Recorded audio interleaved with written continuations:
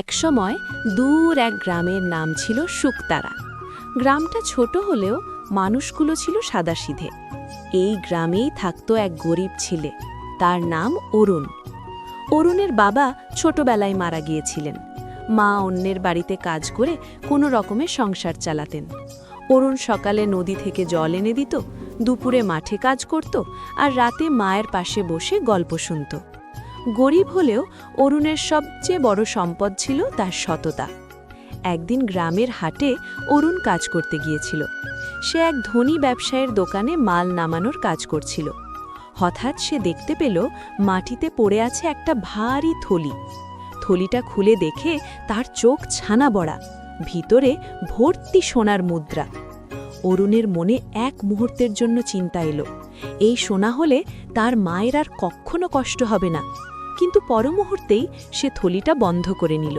এটা আমার নয়, সে মনে মনে বলল। সে চারদিকে জিজ্ঞেস করতে লাগল। অনেক পরে সে জানতে পারল থলিটা সেই ধনী ব্যবসায়ীরই। অরুণ থলিটা তার হাতে ফিরিয়ে দিল। ব্যবসায়ী অবাক হয়ে বলল, তুই জানিস এর দাম কত? চাইলেই তুই পালিয়ে যেতে পারতিস।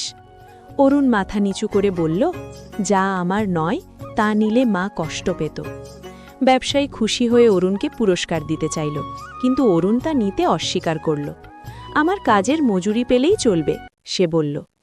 এই ঘটনার কয়েকদিন পর গ্রামে এলো ভয়ঙ্কর দুর্ভিক্ষ। ফসল নষ্ট হয়ে গেল, মানুষ খেতে পেল না। অরুণ আর তার মা দিন দিন দুর্বল হয়ে পড়ছিল। এক রাতে অরুণ গ্রাম ছেড়ে কাজ খুঁজতে বেরোল। পথে সে এক বৃদ্ধাকে কাঁদতে দেখল। বৃদ্ধার ঝুড়ি উল্টে পড়ে গেছে, চাল ছড়িয়ে গেছে কাদায়। অরুণ নিজের শেষ রুটিটা বার করে বৃদ্ধাকে দিল আর চাল কুড়িয়ে ঝুড়িতে তুলে দিল। বৃদ্ধা অদ্ভুত হাসি হেসে বললেন, তুই খুব সৎ ছেলে। হঠাৎ বৃদ্ধা আলোয় ভরে উঠলেন। তিনি আসলে ছিলেন ভাগ্যদেবী। তিনি বললেন, সত্য আর দয়ার পুরস্কার আমি দিই দেরিতে, কিন্তু নিশ্চিতভাবে। পরদিন সকালে অরুণ ঘুম থেকে উঠে দেখে তার ভাঙা কুড়ে ঘরটা বদলে গেছে।